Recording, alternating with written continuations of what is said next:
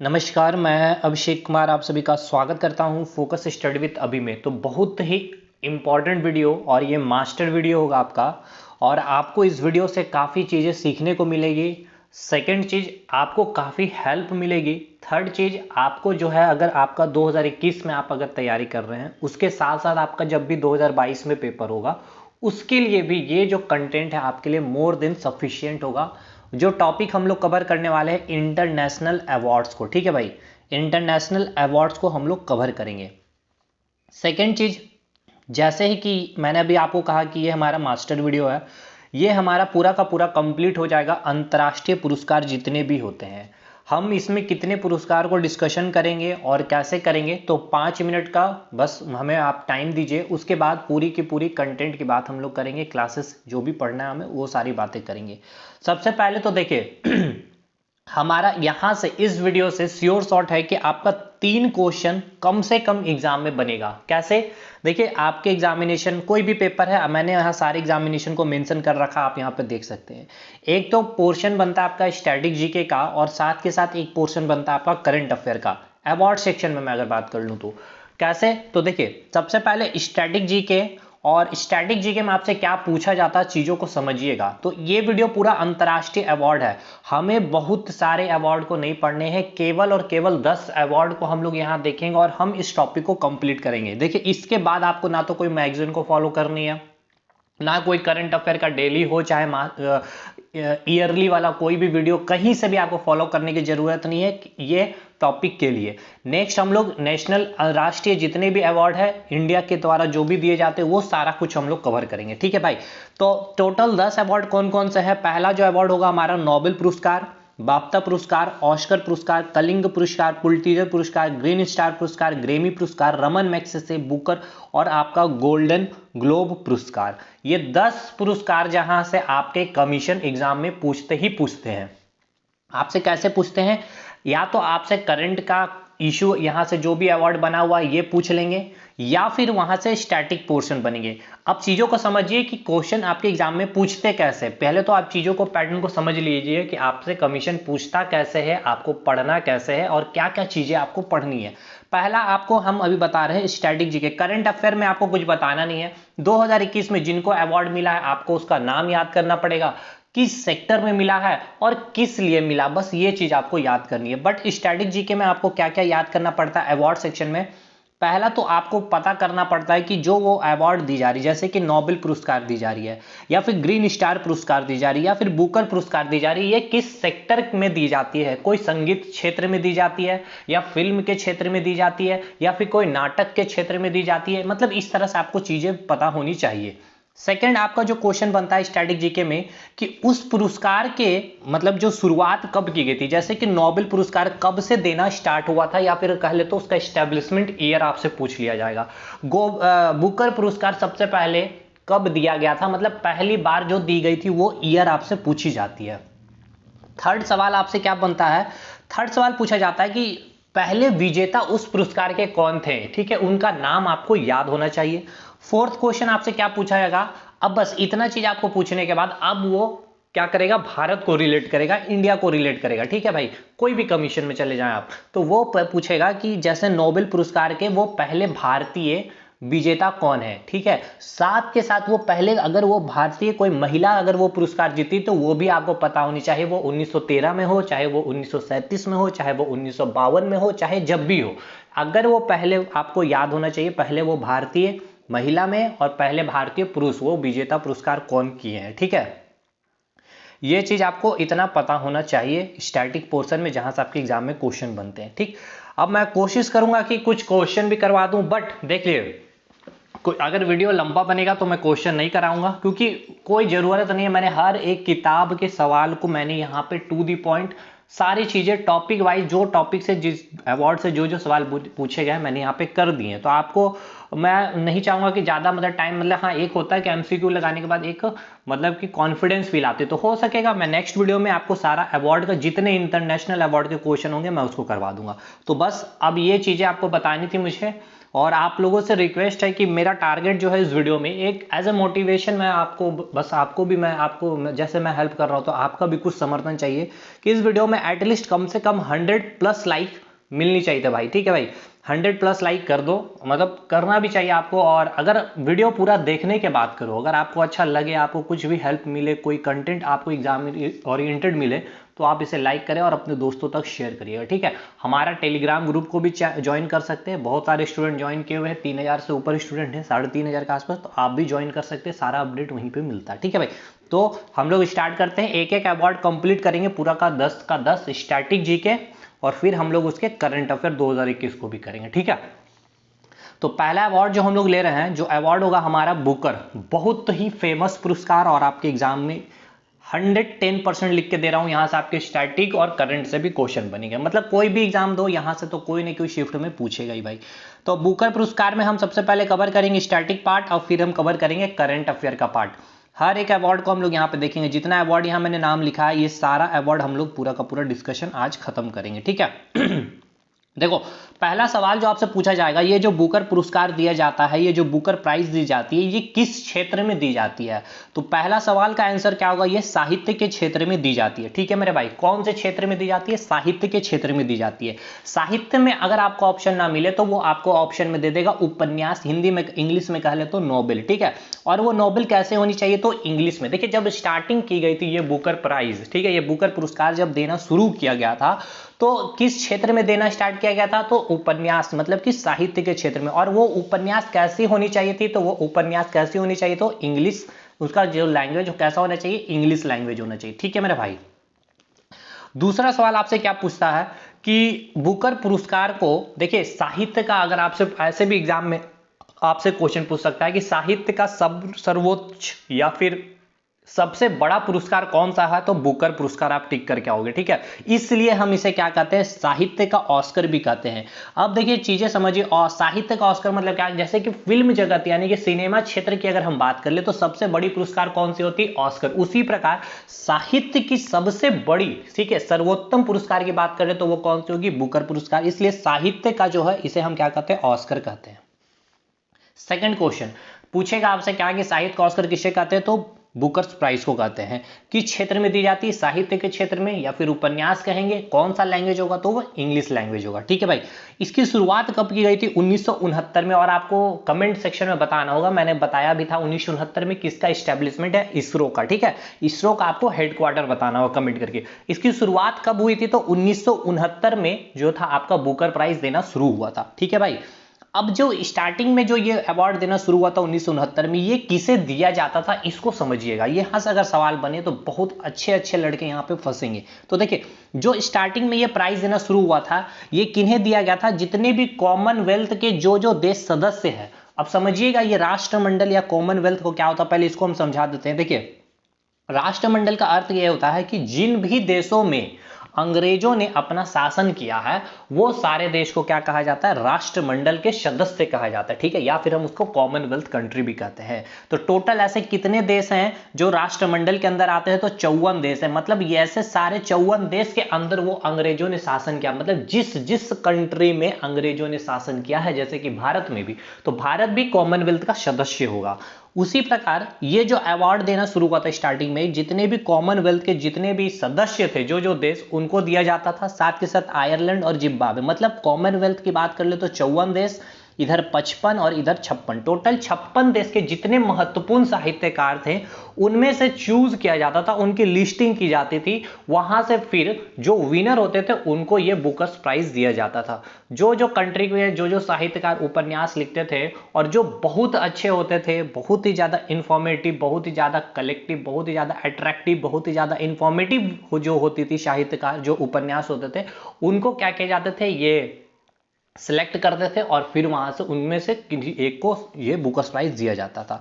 Clear हुआ कि नहीं भाई? तो सबसे पहला सवाल बुकर्स प्राइज से आपको क्या पूछा जाएगा? चलिए भाई, कौन से सेक्टर में दिया जाता? साहित्य के सेक्टर में। नोबेल बोल रहे, और कौन सा लैंग्वेज? इंग्लिश। कब देना स्टार्ट हुआ था? 1969 में। किसे दिया जाता था शुरुआत में? तो जितने भी कॉमनवेल्थ के सदस्य थे देश, और आयरलैंड और जिम्बाब्वे। ठीक है मेरे भाई, नेक्स्ट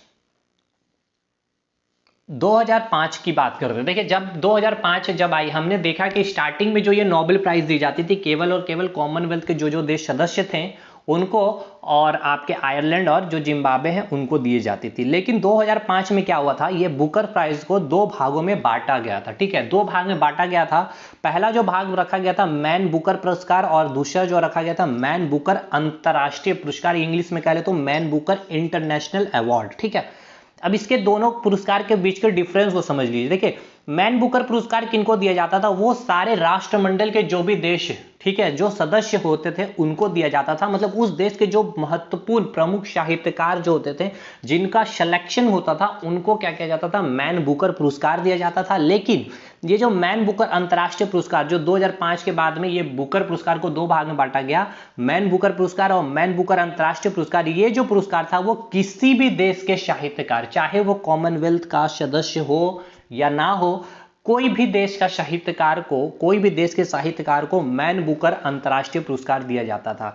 यह जो पुरस्कार था हर 2 वर्ष के अंतराल में दी जाती थी।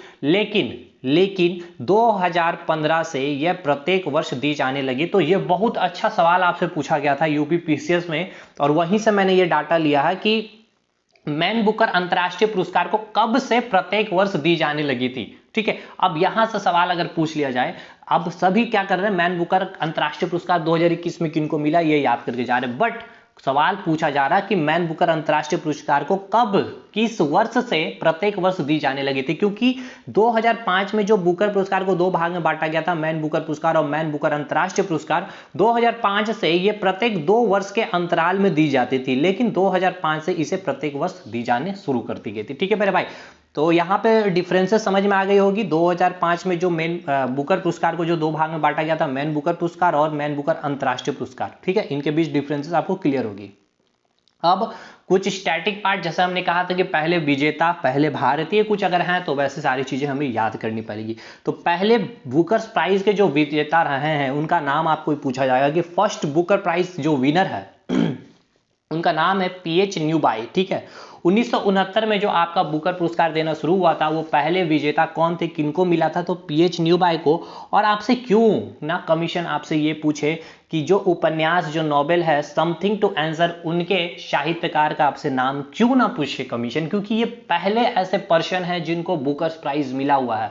तो डेफिनेटली आपका एग्जाम में ये पूछता है और आगे भी पूछते ही जाएगा हमेशा, क्योंकि कुछ ऐसी चीजें हैं जो आपका कमीशन छोड़ेगा नहीं, क्योंकि ये पहले पुरस्कार जीते हैं, मतलब कि बुकर पुरस्कार विजेता रह चुके हैं। पीएच न्यूबाई 1969 में समथिंग टू आंसर, इनके जो उपन्यास का नाम है समथिंग टू आंसर। सेकंड जो महिला की अगर आपसे पूछ लिया जाए कि वो पहली महिला कौन थी जिसने बुकर प्राइज जीती है, तो बर्निस रूबेंस। ठीक है, बर्निस रूबेंस 1910 साल के बाद जस्ट 11वां साल में 1970 में महिला जो जीती है, विजेता रही है बुकर प्राइज की, उसकी नाम है बर्निस रूबेंस। और आपको उनका उपन्यास का नाम याद रखना है द इलेक्टेड मेंबर। तो आपसे कमीशन क्यों ना पूछे द इलेक्टेड मेंबर के राइटर कौन है, तो आपको बताना होगा बर्निस रूबेंस। और पहली वो महिला कौन है जिसने बुकर प्राइज जीती है, तो बर्निस रूबेंस। कब जीती है, 1970 में।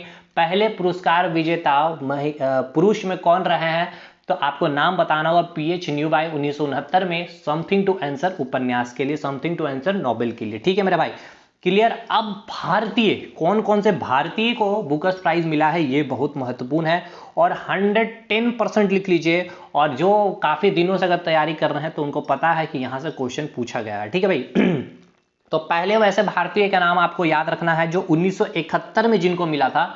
ठीक है, 1971 में जिनको मिला था वीएस न्यायपाल को। ठीक है, वीएस न्यायपाल को, ये पहले भारतीय विजेता रहे हैं बुकर प्राइज जीतने वाले 1971 में। और उनका जो उपन्यास था इन फ्री स्टेट, तो आपने देखा होगा, आप प्रैक्टिस सेट भी लगाते होंगे तो हमेशा आपको मिलता है इन ए फ्री स्टेट के राइटर कौन है, तो आपको याद रखना है वीएस न्यायपाल। ठीक है, वीएस न्यायपाल। अब आपको चीजें समझ में आ रही होगी तो क्यों ऐसे ऐसे किताबों का नाम आपसे एग्जाम में पूछ लिया जाता है, और या फिर इन पर्सन का रिलेशन पूछ लिया जाता है किस अवार्ड से है। तो आई थिंक अब चीजें आपको क्लियर हो रही है। हम करंट अफेयर में भी आएंगे, अभी जस्ट करंट अफेयर में भी आएंगे हम। ठीक है, सलमान रश्दी सेकंड जो पर्सन है भारतीय विजेता रह चुके, भारतीय जो मूल के रहे हैं, जो सलमान रश्दी है। और जो उनके उपन्यास, किस उपन्यास के लिए उनको मिला, तो मिड नाइट चिल्ड्रन के लिए 1981 में। ठीक है, 1981 में मिड नाइट चिल्ड्रन के लिए सलमान रश्दी को मैन बुकर पुरस्कार मिला है। और एक अच्छा सवाल, इनको जो है बुकर ऑफ बुकर पुरस्कार भी मिला है। अब ये कौन सा पुरस्कार आ गया, बुकर ऑफ बुकर पुरस्कार, इसको समझ लीजिए, बुकर ऑफ बुकर पुरस्कार 5% है, ठीक है। 5% का मैं नाम लिख रहा हूं, ABCDEF, ठीक है। 6% है। इन 6% में ए को, सी को और डी को जो है बुकर्स प्राइज मिला, यानी कि ये तीनों जो है अपने उपन्यास के लिए बहुत फेमस उपन्यास लिखे, बहुत अच्छे उपन्यास लिखे, जिनको इनको क्या मिला है, बुकर्स प्राइज मिला, ठीक है, बुकर्स प्राइज मिला। लेकिन अब ये जो बुकर्स प्राइज के जो विजेता है ए और सी डी, इनमें से किसी एक को जो पुरस्कार मिलता है उसको कहा जाता है बुकर्स ऑफ बुकर्स। मतलब इनमें तीनों में से भी, इन तीनों को तो बुकर्स प्राइज मिल गया है, किस लिए, उपन्यास के लिए, बट इन तीनों में से भी जिनके उपन्यास बहुत ही अच्छे हैं, ठीक है, बहुत ही ज्यादा लोगों को मतलब कि उनसे ज्यादा अट्रैक्टिव हुए हैं, बहुत ही इंफॉर्मेटिव रहे, बहुत अच्छे थे, उनमें से ये तीनों में से किसी एक ए को बुकर्स ऑफ बुकर्स मिला। क्यों कहा गया, आप समझ में आ रहा है, बुकर्स ऑफ बुकर्स, क्योंकि बुकर प्राइज इनको तो मिल गया, उसके बाद इनको फिर से बुकर्स प्राइज मिल रहा, इसलिए कहा गया Booker's of Booker of Booker's. तो जो मिडनाइट चिल्ड्रन जो उपन्यास थी सलमान रश्दी की, ये इतनी अच्छी किताब है, इतनी अच्छी किताब है, इनको फिर से ये अवार्ड दिया गया था। और ये आपको याद रखना है, आपसे पूछेगा हमेशा कि बुकर ऑफ बुकर्स किनको मिला है, या बुकर्स ऑफ बुकर्स पुरस्कार के विजेता कौन रहे, तो सलमान रश्दी है, ठीक है। मिडनाइट चिल्ड्रन के लिए मिला, किस उपन्यास के लिए मिला ये भी आपसे पूछता है, तो मिडनाइट चिल्ड्रन के लिए 1981 में। तीसरा Arundhati Roy, the God of small thing, इनके उपन्यास का नाम आपको याद रखना है, the God of small thing. आपसे पूछेगा the God of small thing के राइटर कौन है, तो अरुंधति रॉय, 1997 की ये बातें हैं। चौथा जो है आपका, जो किरण देसाई को किस, ठीक है, किस बुक के लिए, मतलब किस उपन्यास, किस नॉवेल के लिए मिला था, तो the inheritance of loss, the inheritance of loss 2006। The inheritance of loss 2006 में जो साहित्य, जो किताब, जो नॉवेल लिखी गई थी किरण देसाई को, उनको भी ये पुरस्कार मिल चुका है। कौन से पुरस्कार, तो मैन बुकर पुरस्कार। पांचवा अरविंद अडिगा। अब देखिए 2006 तो आपको समझ में आ रहा होगा, 2005 से ही क्या हुआ था, मैन बुकर पुरस्कार को दो भाग में बांटा गया था, बुकर्स प्राइज में और मैन बुकर इंटरनेशनल पुरस्कार में। अरविंद अडिगा को बुकर्स प्राइज मिल चुका है द व्हाइट टाइगर के लिए 2008 में। तो आपको याद कैसे रखेंगे, टाइगर को देख करके भी आपको अडिग खड़े रहना, ठीक है। लॉस, किरण है, जब तक आपकी जिंदगी में तब तक आप कुछ लॉस नहीं करोगे। जहां पे किरण देसाई हो गए, देश से बाहर चली गई, किरण आपके देश से बाहर चली गई, तो फिर आपको लॉस ही लॉस है। अरुंधति रॉय, अरुंधति तो कोई भी आप समझ लीजिए, अरुंधति आपके दोस्त है, जिनके लिए सब भगवान को भी वो छोटा समझती है, ठीक है, the God of small thing. Salman Rushdie, ठीक है, सलमान रुश्दी है, ठीक है, सलमान मतलब जो खाते वो गुस्से, रूस दिया था, मिडनाइट चिल्ड्रन, ठीक है, बच्चे के ऊपर ये काफी ज्यादा गुस्से होते हैं सलमान जी, ठीक है। VS न्यायपाल, न्याय करना है भाई, द फ्री स्टेट, तभी जाकर हमारा स्टेट क्या होगा, फ्री होगा, ठीक है। तो आपको इस तरह से भी याद रखना है। तो आपसे पूछेगा, देखिए इन फ्री स्टेट के उपन्यास जो लिखे गए थे इनके द्वारा, तो फ्री स्टेट हमें कब चाहिए, जब हमें न्याय मिलेगा, तो न्यायपाल। मिडनाइट चिल्ड्रन बच्चे से रात में कौन, मिडनाइट को रात को जिस बच्चे से गुस्से कौन हो जाते, तो Salman Rushdie. Next Booker of Booker's भी इनको ये मिला है। अरुंधति रॉय को the God of small thing लगता है भगवान, बहुत ही छोटी। इनहेरिटेंस लॉस कब हो जाएगा, जब किरण चली जाएगी। द टाइगर मतलब क्या, अडिग रहना है भाई, टाइगर है तब भी आपको अडिग खड़े रहना, डरना नहीं है। तो ये पूरा स्टैटिक पोर्शन कंप्लीट है मेरे भाई। अब 2021 में जो करंट अफेयर मिला है, तो देखिए 2021 में क्या करंट अफेयर आपको पूछेगा, ये पहले समझ लीजिए। देखिए आपसे पूछेगा कि मैन बुकर पुरस्कार 2021 में किनको मिला है, उसका नाम पूछेगा और उसका उपन्यास पूछेगा। और मैन बुकर अंतर्राष्ट्रीय पुरस्कार किसको मिला और उसका उपन्यास पूछेगा। तो देखिए ये अभी तक वीडियो जब तक बना रहा नहीं मिला है, अभी आगे मिल जाए तो आप क्या करेंगे, अब देखिए चीजें समझिए। ये तो फैक्ट आपने एक कॉपी में लिख लिया, या फिर आप इसका प्रिंट आउट निकाल लोगे, मैं आपको नोट दे दूंगा ये PDF। उसके बाद क्या करेंगे, थोड़ा सा जो स्पेस बचेगा, आप 2021 में जो मिला मैन बुकर पुरस्कार, उसका नाम लिख लीजिए। फिर 2022 में जो मिला यहाँ पे लिखते चलिए। अब आपको क्या है, मेहनत नहीं करना जीके में, अब बस करंट अफेयर आपको डालना है, बस समझ रहे चीजें। एक बार पढ़िए लेकिन ठोस पढ़िए। तो हम बात करेंगे करंट अफेयर 2021 की, करंट अफेयर की, कि मैन बुकर अंतर्राष्ट्रीय पुरस्कार किनको मिला है, तो डेविड डियोप को मिला है, जो फ्रांस के रहने वाले। तो ये आपको राष्ट्र का भी, इनका जो देश, कंट्री का नाम भी याद रखना होगा, डेविड डियोप को। और इसके उपन्यास एकदम लिख लीजिए, very very very very important, जितने आपको स्टार मार्क्स लगाने लगा लीजिए। ये आपसे पूछेगा ही, at night all blood is black, ठीक है, at night all blood is black, at night all blood is black. तो ये उपन्यास किनके द्वारा लिखा गया था? डेविड डियोप के द्वारा। और ये कहाँ कराने वाले? तो फ्रांस। तो मैं जल्दी से रिवाइज कर दूं एक बार बुकर्स प्राइज को। तो बुकर्स प्राइज की अगर मैं बात कर लूं, स्टैब्लिशमेंट ईयर यानी कि सबसे पहले कब दिया गया था? 1969 में। किस लिए दिया जाता है? साहित्य के क्षेत्र में। उपन्यास कौन सी लैंग्वेज में होनी चाहिए? इंग्लिश में होनी चाहिए। किनको दिया जाता था स्टार्टिंग में? कॉमनवेल्थ जितने भी देश के सदस्य थे, आयरलैंड और जिम्बाब्वे को। फिर 2005 में क्या हुआ था? ये बुकर्स प्राइज को दो भाग में बांट दिया गया था। एक था मैन बुकर पुरस्कार, एक अंतर्राष्ट्रीय पुरस्कार। मैन बुकर पुरस्कार केवल कॉमनवेल्थ के जो देश के सदस्य थे उनको दिया जाता था, लेकिन मैन बुकर अंतर्राष्ट्रीय पुरस्कार किनको दिया जाता था? जितने भी कोई भी देश के साहित्यकार हो सकते, ठीक है, किसी भी देश के साहित्यकार हो उनको दिया जाता था। लेकिन ये प्रत्येक 2 वर्ष के अंतराल में दिए जाते थे, लेकिन 2015 से फिर ये प्रत्येक वर्ष दी जाने लगी। 2021 में किसको मिला है? तो डेविड डियोप को मिला है। किस लिए? उनको उपन्यास का नाम आपको पूछा जाएगा तो eight night all blood is black, ठीक है। At night all blood is black मतलब रात में जितनी भी खून थी वो कैसी हो जाती है? काली हो जाती है। डेविड डियोप ने ऐसे ही किताब लिखी थी। और फर्स्ट पर्सन का नाम पूछेगा जो विजेता है तो पीएच न्यूबाई है। कब जीते हैं? तो 1969 में। 1969 में पीएच न्यूबाई, ठीक है, पीएच न्यूबाई 1969 में। आपका इनका उपन्यास का नाम याद रखना है, समथिंग टू आंसर। सेकेंड चीज आपको क्या पूछेगा? वो महिला का नाम आपसे पूछा जाएगा तो उनका नाम आपको बताना है। तो बर्निस, ठीक है, Bernice Rubens the elected member के लिए 1970 में मिला है। अब जितने भी पर्सन इन भारतीय हैं तो आपको मैंने बता दिया, इन फ्री स्टेट, फ्री रहना स्टेट में तो न्याय चाहिए, वीएस न्यायपाल को 1971 में। मिडनाइट चिल्ड्रन को रात में गुस्सा हो जाता था, सलमान रश्दी, ठीक है, 1981 में। नेक्स्ट बुकर और बुकर पुरस्कार भी इनको ही मिला है, सलमान रश्दी को। बहुत अच्छे उपन्यास है मिडनाइट चिल्ड्रन, इसलिए इनको बुकर पुरस्कार। अरुंधति रॉय जो है भगवान को भी छोटी सी चीज समझते थे, the God of small thing 1997। और अरविंद अडिगा तो टाइगर को देख करके आपको अडिग रहना 2008 में। और 2006 में लॉस हो जाएगा आपका कब? अगर किरण नहीं रहा आपके लाइफ में, किरण नहीं रहा तो सब कुछ आप लॉस कर जाएगा। द इनहेरिटेंस ऑफ लॉस 2006 में। आई थिंक बुकर्स प्राइज का सारा चीज मैंने कंप्लीट करवा दिया है। हाँ, साहित्य का ऑस्कर भी किसे कहते हैं? तो बुकर्स प्राइज को कहा जाता है। बुकर्स अगर आपसे पूछेगा साहित्य का सर्वोत्तम या सर्वोच्च पुरस्कार कौन सा है तो आप क्या बोलोगे? बुकर्स पुरस्कार है। ठीक है भाई, कंप्लीट पूरा का पूरा रिवीजन और मैंने सारा कुछ याद भी करा दिया आपको। अब हम बात करेंगे ऑस्कर अवार्ड की। भाई सपोर्ट चाहिए मुझे भी आपका, हो सके तो ग्रुप में शेयर करिए लिंक को।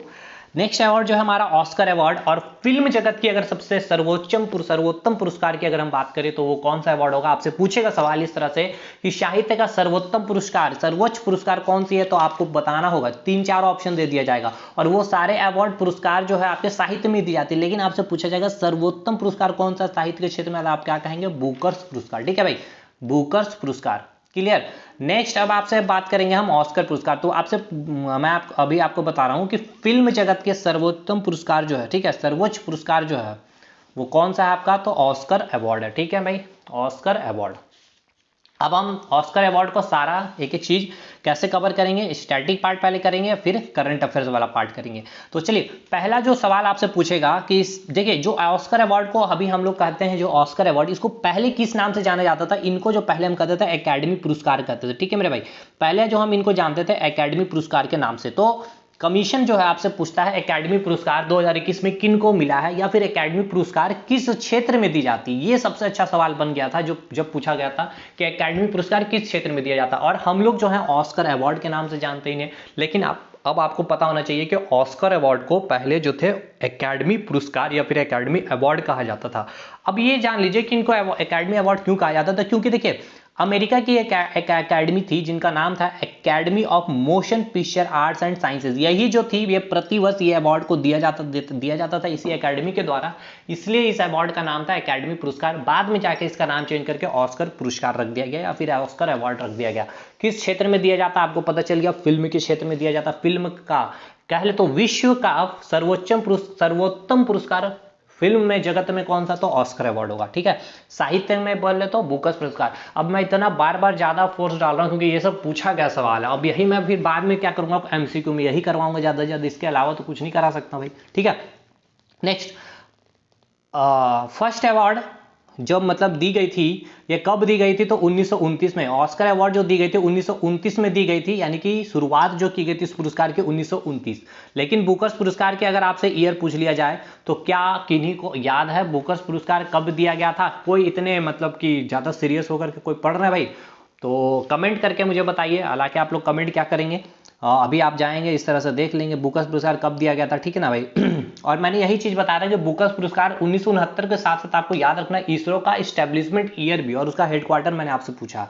तो बुकर्स पुरस्कार मैंने कर दिया 1969 में स्टार्ट हुआ था, लेकिन ये ऑस्कर पुरस्कार जो स्टार्ट हुआ 1929 में देना स्टार्ट हुआ था। 1929 में पहली बार जो आपका ऑस्कर पुरस्कार दिया गया था, पहला वो भारतीय। अब बस केवल भारत के बारे में हम याद करेंगे कि वो भारत का वो सिनेमा कौन सा था जिनको नॉमिनेट किया गया था ऑस्कर अवार्ड के लिए। चीजों को समझिए, एक तो है नॉमिनेशन और एक है आपका विजेता, ठीक है, जिसने जीता यानी कि विनर है।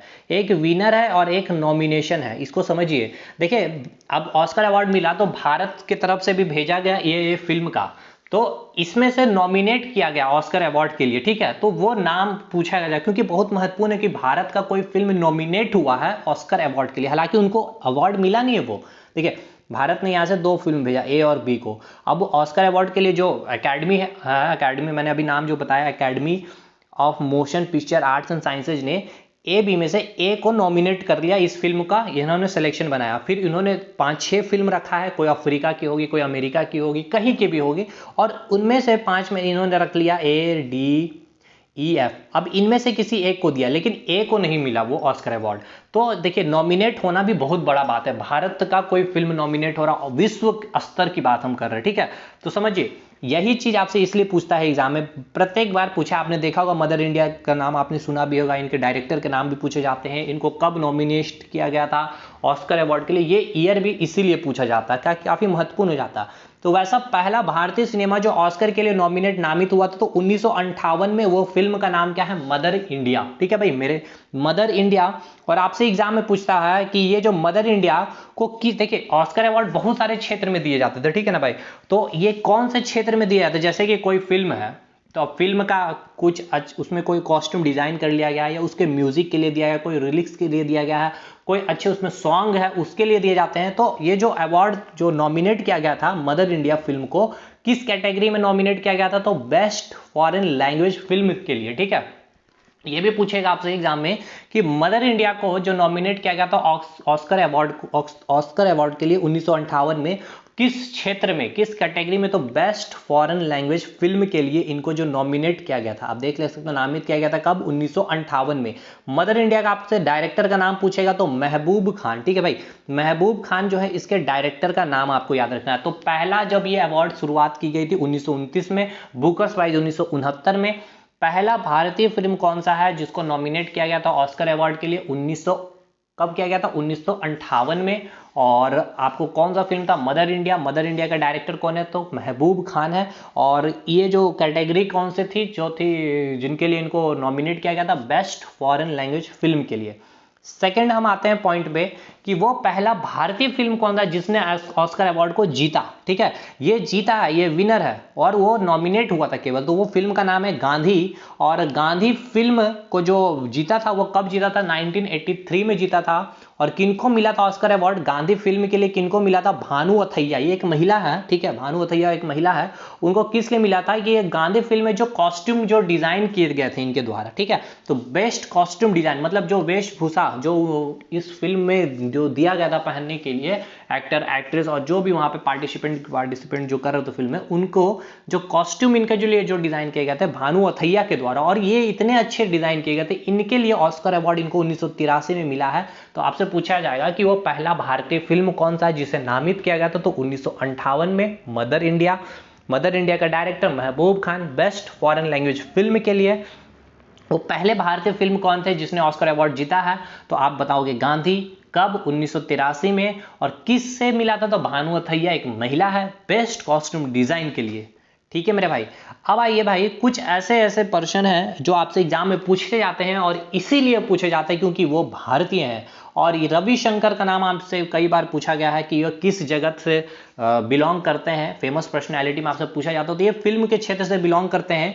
और इनको 1983 में ही इसी ईयर में इसी फिल्म के लिए, गांधी फिल्म के लिए ही, ठीक है, गांधी फिल्म के लिए ही, देखिए समझिएगा भाई, भारत ने क्या किया, गांधी फिल्म को ऑस्कर अवार्ड के लिए यहां से भेजा, ठीक है, भेजा तो किस लिए भेजा, एक भानुमथैया का नाम भेजा, रविशंकर का भी नाम भेजा, और इनमें से क्या हुआ कि जो ऑस्कर अवार्ड, जो वहाँ के एकेडमी, जो मोशन साइंस पिक्चर के एकेडमी जो होते हैं, जो अवार्ड देते हैं, उन्होंने क्या किया, इनको विनर दिया, विनर घोषित किया, बट रविशंकर को बेस्ट ओरिजिनल म्यूजिक, जो इस गांधी में, इस फिल्म में, गांधी फिल्म में जो म्यूजिक का यूज किया गया था, उसके लिए बेस्ट ओरिजिनल म्यूजिक के लिए रविशंकर को नॉमिनेट तो कर लिया, बट इसे विजेता घोषित नहीं की। तो इसीलिए आपसे पूछता है कि 1983 में गांधी फिल्म से ही किनको नॉमिनेट किया गया था ऑस्कर अवार्ड के लिए 1983 में बेस्ट ओरिजिनल म्यूजिक के लिए, तो रविशंकर को। तो गांधी फिल्म को याद रखना है, 1983 में एक तो भानुमथैया जीत गई, ठीक है, 1983 में बेस्ट कॉस्ट्यूम डिजाइन के लिए,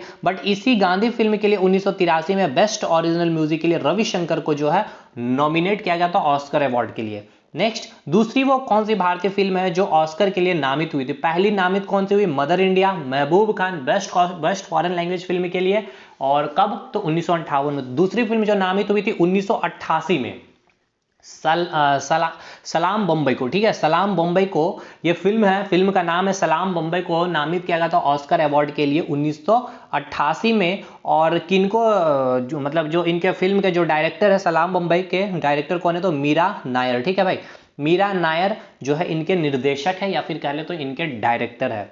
नेक्स्ट, तीसरी वो भारतीय फिल्म कौन है जो ऑस्कर के लिए नामित हुई? तो 2001 में, आप सभी को पता है, लगान जो फिल्म थी आमिर खान की, और इसके डायरेक्टर आपसे पूछा जाता है। देखिए इसीलिए कभी कभी आपसे सलाम बम्बई का डायरेक्टर पूछ लेता है, लगान मूवी का डायरेक्टर पूछ लेता है, तो आप बोलते कि उटपटांग सा क्वेश्चन पूछ लिया, ये कोई मतलब का क्वेश्चन नहीं, मतलब का क्वेश्चन होता है भाई, उनका कोई ना कोई अस्तित्व से रिलेशन होता है। तो लगान फिल्म को ऑस्कर अवार्ड के लिए नामित किया गया था 2001 में, और इनके जो डायरेक्टर है आशुतोष ग्वारिकर, ठीक है, आशुतोष ग्वारिकर जी तो है इनके निर्देशक है। तो तीन फिल्म आपको याद रखना है जिनको ऑस्कर अवार्ड के लिए क्या किया गया था, नॉमिनेट किया गया था।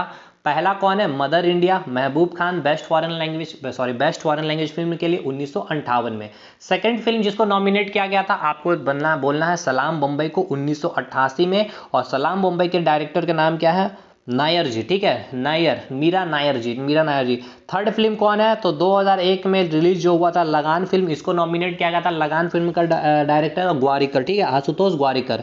और पहले फिल्म कौन है जो विजेता रही है ऑस्कर के लिए? तो आपको बोलना है गांधी। और भाई गांधी में आपको दो नाम याद रखना है, एक भानुमथैया की, और एक आपको याद रखना है रविशंकर। रविशंकर को 1983 में ही क्या किया गया था, नॉमिनेट तो किया था गांधी फिल्म के लिए बेस्ट ओरिजिनल म्यूजिक के लिए, बट भानुमथैया को 1983 में ऑस्कर अवार्ड जीत गई थी, इनको मिला था 1983 में। किस लिए?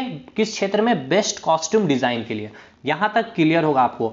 दूसरा महत्वपूर्ण आपसे सवाल पूछता है सत्यजीत रे से, तो 1992 में, बहुत लोगों का डेट ऑफ बर्थ होगा 1992 में, life time Oscar achievement award मिला है, ठीक है, life time Oscar achievement award मिला सत्यजीत को। तो आपसे पूछा जाएगा कि लाइफ टाइम अचीवमेंट अवार्ड किनको मिला है? तो रविशंकर को।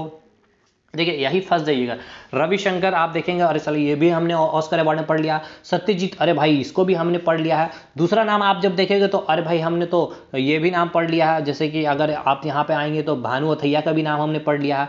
दूसरा आप बात करेंगे तो मदर इंडिया में आप नाम आपको डाल देगा, तो यहाँ पे कंफ्यूजन मिलेगा। तो लेकिन ये चीज आपको याद रखना है, सत्यजीत रे को 1992 में जो life time Oscar achievement award मिला, life time Oscar achievement award मिला इनको, इन लोग को Oscar award, life time Oscar achievement award Satyajit Ray को मिला है। दूसरा याद आपको ये भी रखना, ये हम नेशनल अवार्ड जब कवर करेंगे वहां बताएंगे। 1984 में इनको दादा साहेब फाल्के पुरस्कार। तो देखिए 2-3 अवार्ड जिनको मिल जाते हैं, और फेमस अवार्ड, चाहे वो इंटरनेशनल लेवल पे, वो नेशनल लेवल पे, तो वो पर्सन आपके लिए एग्जाम के लिए काफी महत्वपूर्ण हो जाते हैं। तो सत्यजीत रे आपसे पूछा जाएगा किस क्षेत्र से संबंधित है, तो फिल्म जगत से संबंधित है। 1992 में life time Oscar achievement award मिला है, 1984 में दादा साहेब फाल्के पुरस्कार मिला। अब हम आएंगे 2019 में कुछ चीजें घटित हुई है, कुछ फिल्म से लेकर वहां से आपके सवाल पूछते हैं। स्लम डॉग मिलेनियर फिल्म के बारे में आपको पता होगा, काफी अच्छा फिल्म था। तो स्लम डॉग मिलेनियर को 2009 में, ठीक है भाई, 2009 में जो रेसुल पुकुटी, ठीक है, रेसुल पुकुटी जो थे 2009 में स्लम डॉग मिलेनियर फिल्म के लिए, इनको जो था रेसुल पुकुटी को बेस्ट साउंड मिक्सिंग के लिए इनको दिया गया था अवार्ड, ठीक है भाई, बेस्ट साउंड मिक्सिंग के लिए इनको ये ऑस्कर अवार्ड दिया गया था। तो याद रखना, स्लम डॉग मिलेनियर जो फिल्म है उसमें जो बेस्ट साउंड मिक्सिंग जो दी गई थी किनके द्वारा, रसूल पोकुटी को, उनको 2009 में ऑस्कर अवार्ड मिला है। दूसरा ए.आर. रहमान, आपको पता ही होगा 2009 में इसी फिल्म के लिए जो जय हो गाना आपने सुना होगा, इनको भी सर्वश्रेष्ठ संगीत, ठीक है, सर्वश्रेष्ठ संगीत के लिए ऑस्कर अवार्ड मिला है। तीसरा जो है गुलजार को जो रिलिक्स जो दिया गया था स्लम डॉग मिलियनेयर फिल्म के लिए, इनको भी 2009 में ऑस्कर अवार्ड मिला है। तो ये तीन चीज याद रखना है, रसूल पोकुटी, ए.आर. रहमान, गुलजार। कब ईयर सेम है 2009, सेम फिल्म है स्लम डॉग मिलियनेयर। लेकिन आपको एक बस ये चीज याद रखना है, रसूल पोकुटी को जो मिला बेस्ट साउंड मिक्सिंग, ये चीज कंफ्यूज मत करिएगा, बेस्ट साउंड मिक्सिंग। ये पीडीएफ मिल जाएगा आपको, ठीक है, लिंक मैं डिस्क्रिप्शन बॉक्स में दे दूंगा या टेलीग्राम में दे दूंगा। नेक्स्ट आपको ये तीन आपको नाम इधर मैंने करवा दिया, ठीक है भाई। अब ये पूरा स्ट्रैटेजी का ऑस्कर कंप्लीट हो गया ऑस्कर अवार्ड का। अब हम देखेंगे 2021 में करंट अफेयर में किनको मिला। तो 4 सेक्टर आपको याद रखें, जैसे मैंने कहा कि ऑस्कर अवार्ड बहुत सारे क्षेत्र में दिया जाता है, बट हम 4 सेक्टर ही याद रखेंगे, यहीं से आपके सवाल निकल जाएंगे। एक तो फिल्म पूछेगा, कौन से फिल्म को मिला है, कौन से एक्टर को मिला, कौन से एक्ट्रेस को मिला, कौन से डायरेक्टर को मिला, किस फिल्म के लिए मिला, ये भी आपको याद रखना। सर्वश्रेष्ठ फिल्म कौन सा है, नॉमैडलैंड, ठीक है, लैंड जमीन याद रखना। सर्वश्रेष्ठ अभिनेता एंथनी हॉपकिंस द फादर। तो एंथोनी आपने देखा होगा, क्रिश्चियन के जितने भी स्कूल है आपने सुना होगा, saint Anthony high school, saint Anthony Mary's school. तो एंथोनी आपने से क्रिश्चियंस उसको रिलेट करें, और क्रिश्चियन में आपको पता है द फादर होते हैं उनमें, ठीक है, फादर होते हैं, सिस्टर होते हैं। तो आप इस तरह से याद रखेंगे, सर्वश्रेष्ठ अभिनेता जो होते हैं एंथोनी, और एंथोनी का नाम सुनते ही क्रिश्चियन में जाएंगे और क्रिश्चियन से आपको रिलेट कर लेंगे द फादर मूवी का नाम को, ठीक है मेरे भाई। कोई दिल पे लेना नहीं है, बस हमें ट्रिक बनाना, हमें क्वेश्चन निकालना और हमें सिलेक्शन लेना। बेस्ट अभिनेत्री कौन रही है, यानी कि बेस्ट एक्ट्रेस कौन रही है, तो यही नॉमैडलैंड फिल्म की जो एक्ट्रेस थी मैकडोरमंड, ठीक है। तो लैंड समझ रहे, जमीन, जमीन से हमारी डोर बंधी हुई है, डोर, जमीन से हमारी डोर बंधी हुई है, तो डोरमंड, ठीक है, डोरमंड। बेस्ट एक्ट्रेस का नाम पूछ लिया जाता है तो फ्रांसिस मैकडोरमंड, डोरमंड लैंड से। और डायरेक्टर, तो यही नॉमैडलैंड के ही डायरेक्टर है क्लो झाओ, ठीक है, क्लो झाओ। तो लैंड को हमें हमेशा झाड़ू लगाते रहने चाहिए, झाड़ू लगाते रहना चाहिए, लैंड जमीन को झाड़ू लगाते रहना चाहिए, ठीक है भाई। तो 2021 का अगर हम बात कर ले ऑस्कर अवार्ड, तो बेस्ट फिल्म नॉमैडलैंड, लैंड हमारी जमीन को मिली है, नॉमैडलैंड। बेस्ट एक्टर केवल याद रखना है एंथोनी, एंथोनी से आप क्या करेंगे, द फादर में चले जाएंगे क्रिश्चियन से रिलेट करके। बेस्ट अभिनेत्री का बात करेंगे तो नॉमैडलैंड के फिल्म की ही अभिनेत्री है, लैंड से डोर बंधी है हमारी, जमीन से हमारी डोर बंधी है, तो डोरमंड। और बेस्ट डायरेक्टर का पूछा नाम जाएगा तो नॉमैडलैंड मूवी के ही डायरेक्टर जो है, लैंड के हमें क्या करनी चाहिए, झाड़ू, झाओ, ठीक है भाई, क्लो झाओ। तो ये भी आपका क्लियर हो गया होगा आई थिंक, 1-2 बार वीडियो देखिएगा, इससे पूरा चीज क्लियर हो जाएगा। अब फिर जब 2022 में पेपर देंगे तो यहीं पे 2022 मेंशन कर लीजिएगा, बस लिख लीजिएगा, कोई ज़्यादा मेहनत करना नहीं है। उसी प्रकार हम नेशनल को भी कवर करेंगे, जैसे दादा साहेब फाल्के पुरस्कार, भारत रत्न पुरस्कार, जितना भी पुरस्कार है भारत से संबंधित, उसको भी हम अगले मास्टर वीडियो में कवर करने की कोशिश करेंगे, या पार्ट वाइज पार्ट कवर करने की कोशिश करेंगे। तीसरा अवार्ड जो होगा हमारा रमन मैग्सेसे पुरस्कार, बहुत ही वेरी इंपॉर्टेंट क्वेश्चन आपका अवार्ड है, यहां से भी आपका सवाल बनेगा। देखिए सबसे पहले कुछ हिस्टोरिकल बैकग्राउंड जान लेते हैं कि फिलीपींस के जो राष्ट्रपति थे, 7वें राष्ट्रपति थे, उनका नाम था रमन मैग्सेसे। और इन्हीं के यादगार में, ठीक है, इन्हीं के याद में या फिर इन्हीं को सम्मान देने के लिए, ठीक है, इन्होंने देने के लिए ये पुरस्कार देना शुरू किया गया था, इनके नाम से ही रमन मैग्सेसे पुरस्कार। क्यों? क्योंकि ये ऐसे राष्ट्रपति थे जो अपनी जनता के लिए, फिलीपींस कंट्री के ये राष्ट्रपति थे, उनके जनता के लिए उन्होंने बहुत काम किए थे, अच्छे एक्ट्स लाए थे, लैंड रिफॉर्म किए थे, और भी बहुत सारी चीजें अपने देश के जनता के लिए किए थे। इसीलिए इनके सम्मान में ही ये पुरस्कार देना शुरू किया गया था। पूछा जाएगा रमन मैग्सेसे पुरस्कार किस राष्ट्रपति से संबंधित, किस देश के राष्ट्रपति से संबंधित ये पुरस्कार है, तो फिलीपींस। और फिलीपींस की राजधानी भी आपसे पूछता है, कई बार आपने देखा है, कैपिटल, करेंसी, ये सब चीजें में आपको देखे जाते हैं, तो फिलीपींस का आपको नाम याद रखना, मनीला, ठीक है भाई। तो ये चीजें हमने यहाँ पर डिस्कशन कर लिए हैं। और इनके जन्म तिथि के अवसर पर ही 31 अगस्त को दिया जाता है। देखिए बुकर पुरस्कार कब दिया गया था, 1969 में दिया गया था। ऑस्कर अवार्ड पहली बार कब दी गई थी, 1929 में दी गई थी, ठीक है मेरे भाई, ठीक है। नेक्स्ट रमन मैग्सेसे पुरस्कार की अगर हम बात कर ले तो ये क्यों दिए जा रहे थे, तो मैंने बताया कि फिलीपींस के जो राष्ट्रपति थे, 7वें राष्ट्रपति रमन मैग्सेसे, उनका भी नाम था, ठीक है मेरे भाई। तो इन्होंने काफी अच्छा काम किया था अपने देश की जनता के लिए, और उनको सम्मान देने के लिए यही पुरस्कार शुरू किया गया था, रमन मैग्सेसे पुरस्कार। उनके जन्म तिथि के अवसर पे 31 अगस्त को, अगर डेट पूछ लिया जाए तो 31 अगस्त मेंशन हो सकता है, एग्जाम में पूछ सकता है, टफ करना होगा उनको, डाटा फैक्ट पे चेक करना होगा आपने कितने डाटा, ये सब देखिए यूपी पीसीएस वगैरह पेपर देखना, बड़े डाटा वहां पे खेले जाते हैं। नेक्स्ट, बहुत सारे, अच्छा, रमन मैग्सेसे पुरस्कार कोई खास सेक्टर में नहीं दिया जाता, बहुत सारे सेक्टर हैं इनके, तो बहुत सारे क्षेत्र में दिए जाते हैं ये पुरस्कार। और ये पुरस्कार को एशिया महादेश के, देखिए एशिया का नोबेल प्राइज भी कहा जाता है। तो पूछा गया है सवाल कि एशिया महादेश का नोबेल प्राइज हम किसको कहते हैं, तो रमन मैग्सेसे। क्यों? क्योंकि जो वैसे पर्सन को दिया जाता है ये पुरस्कार, सुन लीजिए ध्यान से, यह पुरस्कार केवल वैसे पर्सन को दिया जाता है जो एशिया महादेश के लिए, महादेश के विकास के लिए कुछ अच्छा कार्य किया है, भले ही वो एशिया का ना रहने वाला हो, ठीक है मेरे भाई, वो अफ्रीका का रहने वाला हो, वो उत्तरी अमेरिका का रहने वाला, बट उसने कुछ ऐसा काम किया है जो एशिया से रिलेटेड है, एशिया के विकास के लिए से रिलेटेड है, तो उस पर्सन को रमन मैग्सेसे पुरस्कार मिलेगा, ठीक है, क्लियर। अब आपसे ये फैक्ट का पूछा जाएगा जो सवाल, प्रथम भारतीय का नाम, ठीक है, वो प्रथम भारतीय कौन है जिनको रमन मैग्सेसे पुरस्कार मिला, तो आप बोलेंगे विनोबा भावे को 1958 में, एकदम रट लीजिए, 1958 में रमन मैग्सेसे पुरस्कार पहले भारतीय को मिलने वाले वो कौन थे, तो विनोबा भावे जी। विनोबा भावे से और भी बहुत सारे सवाल बनते हैं, बट यहाँ नहीं, वो हिस्ट्री की वीडियो जाकर देखिए, ज्योग्राफी की वीडियो जाकर के देखिए, हमारे वर्ल्ड ज्योग्राफी की वीडियो देखिए हमारे, उसके बाद हमारे बायोलॉजी की, फिजिक्स की वीडियो देखिए, आर्ट एंड कल्चर का मैंने पूरा कंप्लीट करा रखा, उसकी वीडियो देखिए, एक बार देखिए, उसके बाद आपको चीजें समझ में आएगी कि क्या कंटेंट मिलती है यहाँ पे कंसेप्ट के साथ। नेक्स्ट बात करेंगे, वो पहले भारतीय का नाम हमने देख लिया, पुरुष में विनोबा भावे 1958 में, लेकिन महिला की अगर हम बात कर ले तो पहली भारतीय महिला जिनको रमन मैग्सेसे पुरस्कार मिला है वो है मदर टेरेसा, 1962 में मदर टेरेसा को मिला। अब यही सब सवाल मैं एमसीक्यू में भी कराऊंगा, आप किताब भी खोले, आप प्रीवियस ईयर में देखें तो पूछा गया सवाल है कि मदर टेरेसा को किस वर्ष रमन मैग्सेसे पुरस्कार मिला था, तो 1962 में मिला भाई मेरे, 1962 में मिला है, 1962 में मिला है। विनोबा भावे को किस वर्ष मिला है, वो पहले भारतीय कौन है, तो विनोबा भावे 1958 में मिला है। नेक्स्ट, कुछ प्रमुख भारतीय विजेता है, अब ये नाम आपको याद रखना है, देखिए कैसे आपको सवाल फंस जाते हैं एग्जाम में, आपको 4 ऑप्शन दे दिया जाएगा, एक दे दिया जाएगा मदर टेरेसा, एक एमएस स्वामीनाथन, एक केजरीवाल, और एक कोई भी मंत्री का नाम दे दे, या किसी भी famous personality, Pandit Ravishankar, sorry किसी और पर्सन का नाम दे दे, ठीक है। तो आपसे पूछा जाएगा इनमें से कौन भिन्न है, तो ये देखिए 3 नाम ऐसे दिए गए जो रमन मैग्सेसे पुरस्कार के विजेता, एक जो होंगे रमन मैग्सेसे पुरस्कार के विजेता नहीं होंगे, या फिर आपसे पूछेगा इनमें से किन्हें रमन मैग्सेसे पुरस्कार नहीं मिला है, या फिर इनमें से किन्हें रमन मैग्सेसे पुरस्कार मिला, तो बोथ ए बी सी, इस तरह से आपके सवाल बनेंगे। तो ये जो भारतीय हैं इनके भी नाम आपको याद रखना होगा। एमएस स्वामीनाथन को भी मिला, क्यों मिला था, हरित क्रांति, जो ये जनक हैं, इसी हरित क्रांति के लिए इनको एमएस स्वामीनाथन को रमन मैग्सेसे पुरस्कार मिला है। रमन मैग्सेसे पुरस्कार को क्या कहा जाता है, एशिया का नोबेल प्राइज। वर्गीश कुरियन को भी ये अवार्ड मिला है रमन मैग्सेसे, श्वेत क्रांति के जनक है। जयप्रकाश नारायण को भी रमन मैग्सेसे पुरस्कार मिला है। पंडित रविशंकर को भी मिला है, केजरीवाल जी को भी मिला, रविश कुमार आपको पता पत्रकारिता के क्षेत्र में इनको मिला है। नेक्स्ट जो मिला, किरण बेदी को मिला है सरकारी सेवा में उत्कृष्ट कार्य के लिए, ठीक है, ये आपको पता आईपीएस ऑफिसर थी, तो ये सिंपल सी बात है, सरकारी सेवा में महत्वपूर्ण योगदान देने के लिए रमन मैग्सेसे पुरस्कार किरण बेदी को भी मिला है।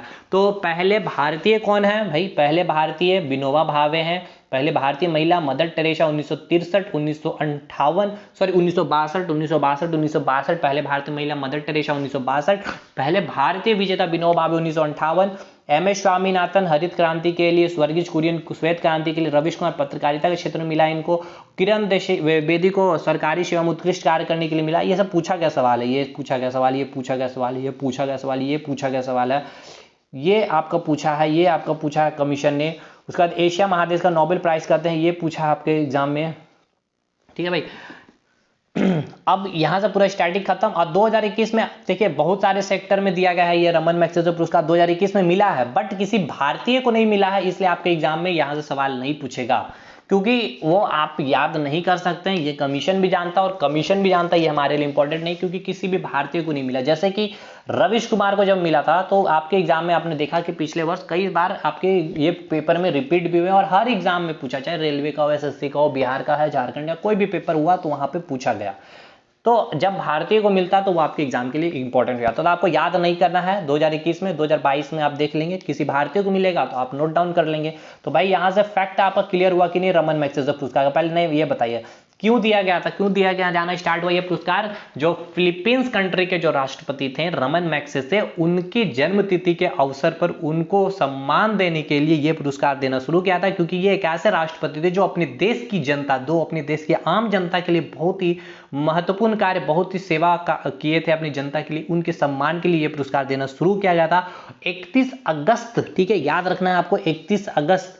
और ये कौन कौन से सेक्टर में दिए जाते हैं तो आपको बताना होगा। ये बहुत सारे सेक्टर में दिए जाते हैं, इसलिए ये कभी नहीं पूछेगा कि ये किस क्षेत्र में दिए जाते हैं। रमन मैग्सेसे पुरस्कार एशिया का नोबेल प्राइज किसे कहते हैं ये आपसे पूछा गया है, तो ये पूछेगा भी तो रमन मैग्सेसे। क्यों? क्या? क्योंकि ये केवल एशिया वैसे पर्सन को दिया जाता है जो जिसने एशिया महादेश के विकास के लिए कुछ कार्य किया है।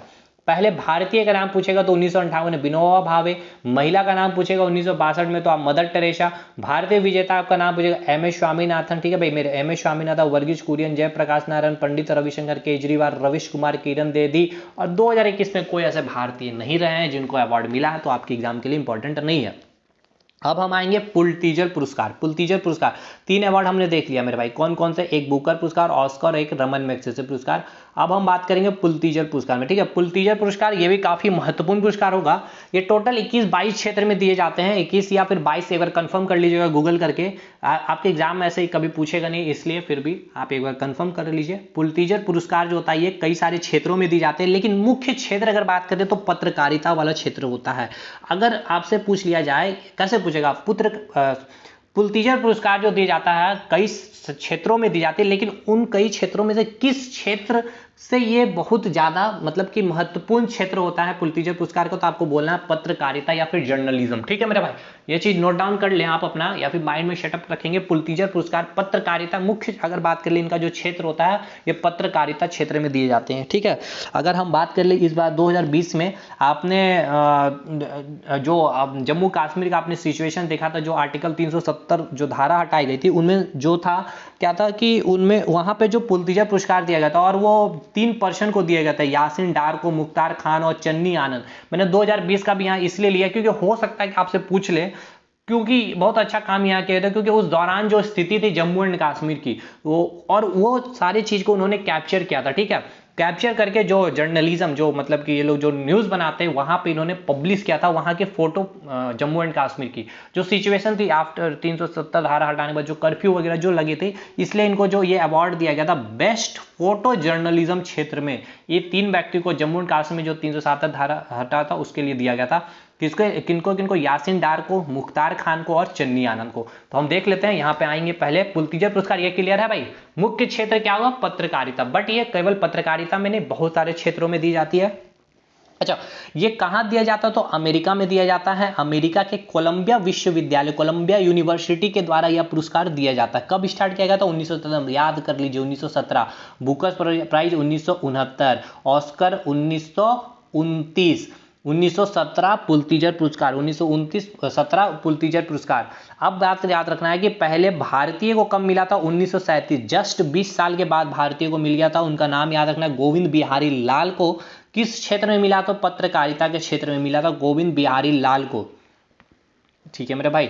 1937 में पुलित्जर पुरस्कार जीतने वाले वो पहले भारतीय कौन है? तो गोविंद बिहारी लाल। किस क्षेत्र में दिया गया था इनको? तो पत्रकारिता के क्षेत्र में मिला था। 2021 में आपको याद रखना है, एक भारतीय मूल, एक इंडियन ओरिजिन का मतलब समझ रहे कि भारत में इनका जन्म तो हुआ है लेकिन वो भारत में अब नहीं रहते हैं, या तो किसी अन्य देश की उन्होंने नागरिकता ले रखी है, अमेरिका की ले रखे हैं या कहीं की भी उन्होंने ले रखी है। तो 2021 में वैसे इंडियन ओरिजिन के रहने वाले वो जो है मेघा, महिला है मेघा राजा गोपालन, ठीक है, मेघा राजा गोपालन, ठीक है, मेघा राजा गोपालन को मिला है ये अवार्ड। कौन सा अवार्ड? पुलित्जर पुरस्कार।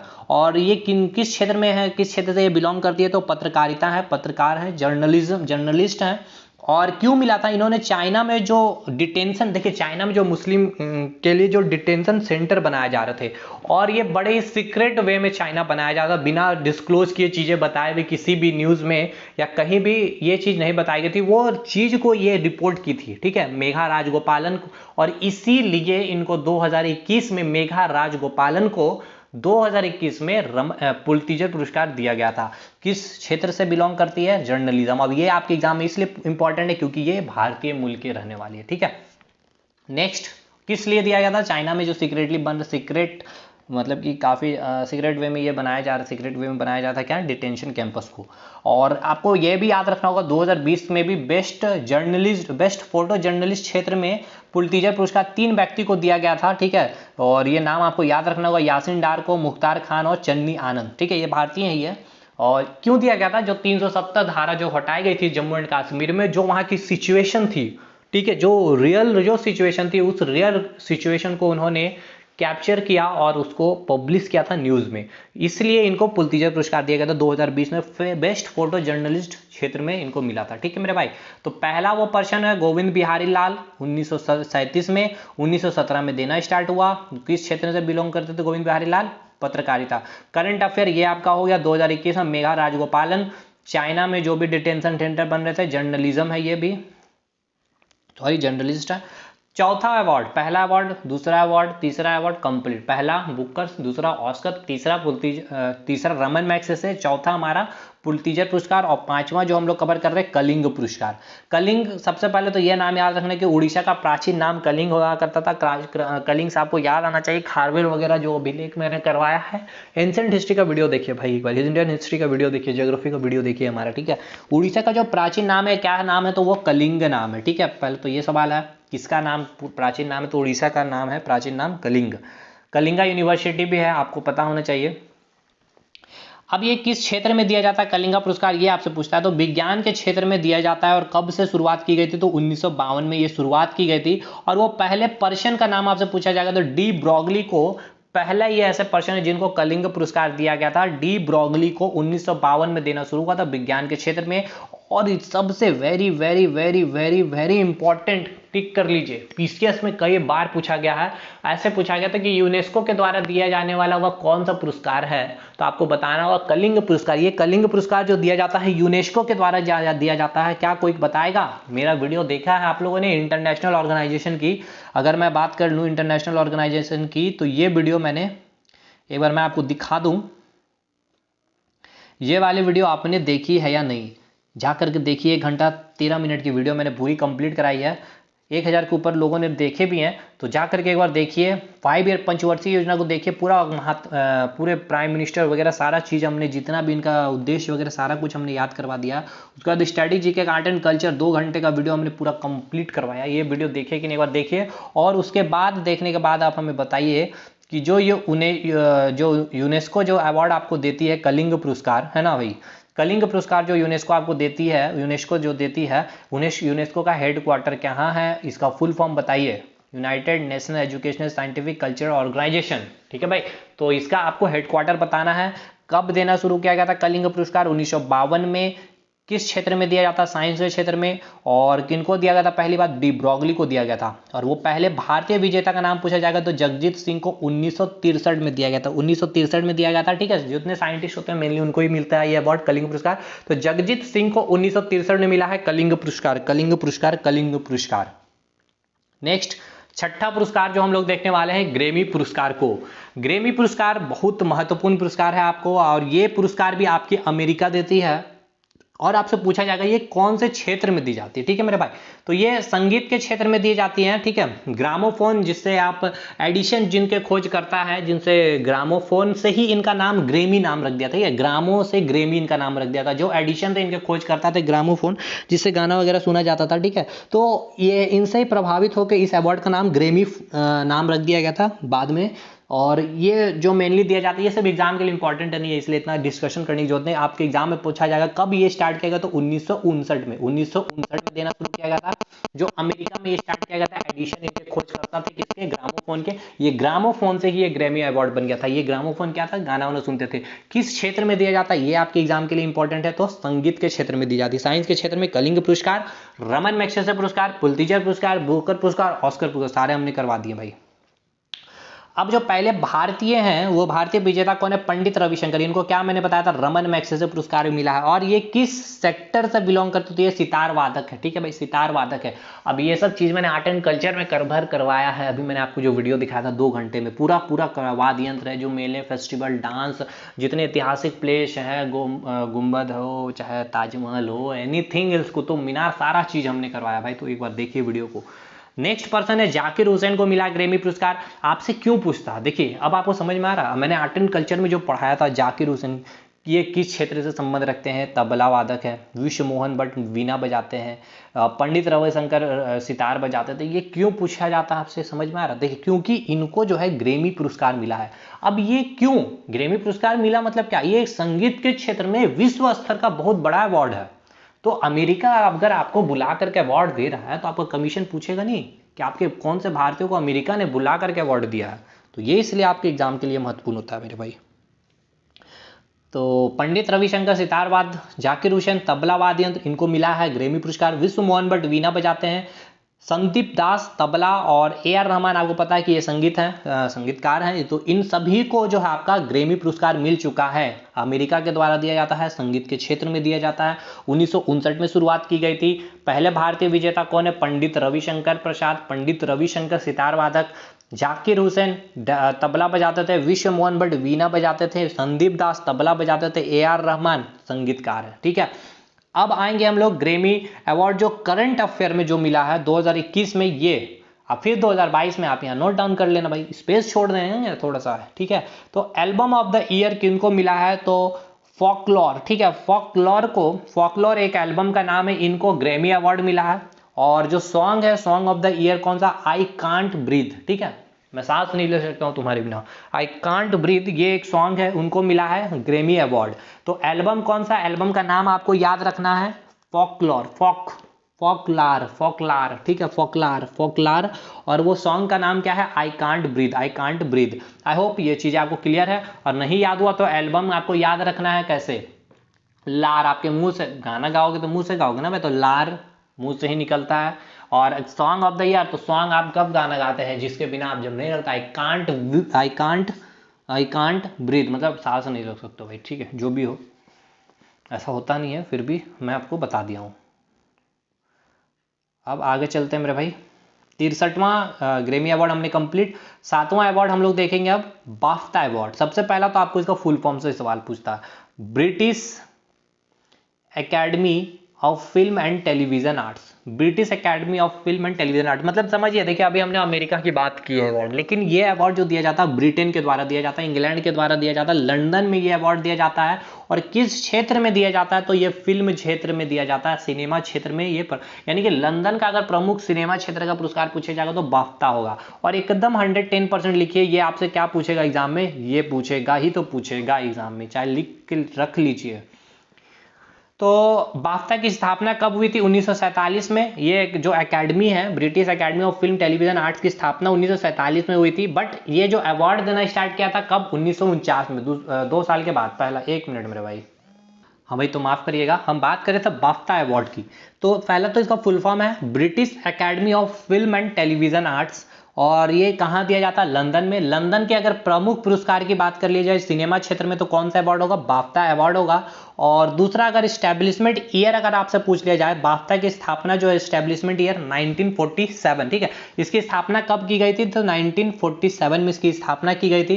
पहला पुरस्कार जो ये दिया गया था, कब दिया गया था, 1949 में दिया गया था। और कहाँ पे दिया जाता है, तो लंदन में दिया जाता है। ठीक है, देखिए समझिए, बाफ्टा जो ये एक एकेडमी है, ब्रिटिश एकेडमी ऑफ फिल्म, ये एक एकेडमी है किसके लिए, फिल्म और टेलीविजन से जो भी आर्ट से रिलेटेड, जो भी आर्ट कला जो भी किया जाता है टेलीविजन में, फिल्म में, उसके लिए एक एकेडमी मैंने बनाई गई है ब्रिटेन में, तो इसका नाम ही है बाफ्टा एकेडमी। समझिए ये एक एकेडमी है, ये एकेडमी जो अवार्ड देती है उसका नाम होता है बाफ्टा अवार्ड, मतलब बाफ्टा एकेडमी के द्वारा दिया गया पुरस्कार। तो इसकी स्टैब्लिशमेंट तो 47 में हो गई, बट 2 साल बाद ये अवार्ड देना शुरू किया गया था, लंदन में दी जाती है, ब्रिटिश की प्रमुख पुरस्कार है फिल्म जगत में।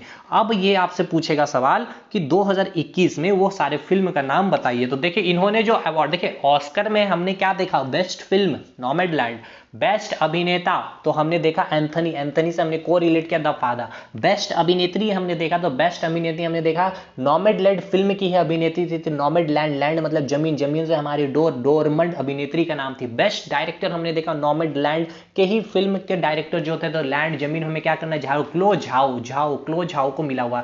अब हम इसको याद करवाते हैं आपको कि जो आपका बाफ्टा अवार्ड दिया गया 2021 में, सर्वश्रेष्ठ फिल्म कौन है, तो वही फिल्म है नॉमैडलैंड ही, सर्वश्रेष्ठ अभिनेता एंथनी वही है आपका, सर्वश्रेष्ठ अभिनेत्री ये भी वही है, और आपका सर्वश्रेष्ठ निर्देशक भी जो आपका क्लो झाओ वही है। ठीक है, तो कुछ भी याद नहीं करना, 2021 का करंट अफेयर में बाफ्टा का पूछ ले चाहे ऑस्कर का, तो सब कुछ सिमिलर है, कोई भी चेंजेस आपको यहाँ पर नहीं करनी है। आगे बढ़ेंगे भाई, हमारा नेक्स्ट 8वां अवार्ड जो होगा ग्रीन स्टार अवार्ड, बहुत अच्छा अवार्ड है, पर्यावरण क्षेत्र से संबंधित ये अवार्ड है, और 110% लिखिए कि आपका एग्जाम में कमीशन पूछेगा। ठीक है मेरे भाई, ग्रीन स्टार अवार्ड, और ये करंट अफेयर से इसका कोई संबंध नहीं बनेगा, आपको पूछा जाएगा अभी।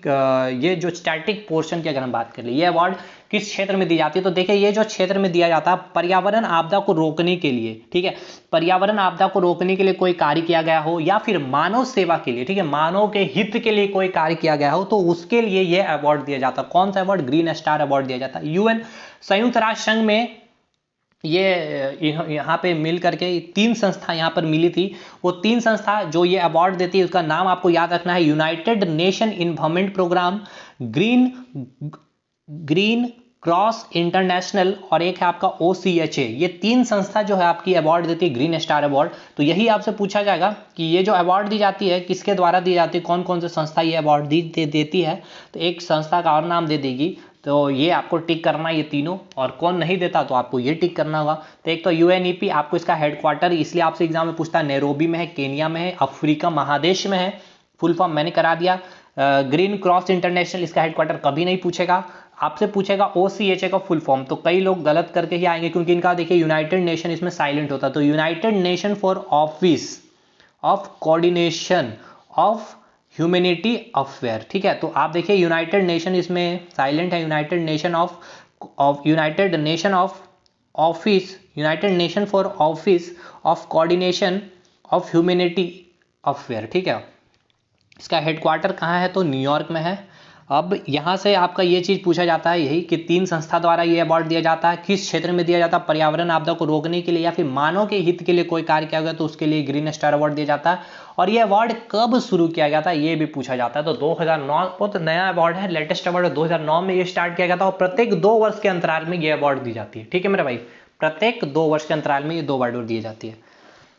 इंपॉर्टेंट 2021 का करंट अफेयर अगर हम बात कर ले, international current affair, international award जो है करंट अफेयर का, important 2021 award, international award current affair का जो कुछ महत्वपूर्ण अवार्ड है इसको देख लीजिए, यहां से आपके एग्जाम में सवाल बनेंगे भाई। अब देखिए यहां से क्या आपको याद करना, सुनिए, एक अवार्ड का नाम है डबलिन लिटरेरी अवार्ड 2021, ये आपको नहीं याद करना, आपसे क्या पूछेगा, देखिए यहां से पूछेगा क्या, ये जो है डबलिन लिटरेरी अवार्ड 2021 में वालेरिया लुइसेली जो मैक्सिको के रहने वाले हैं इनको मिला है, किस लिए, इनका जो पुस्तक है एक लॉस्ट चिल्ड्रन आर्काइव।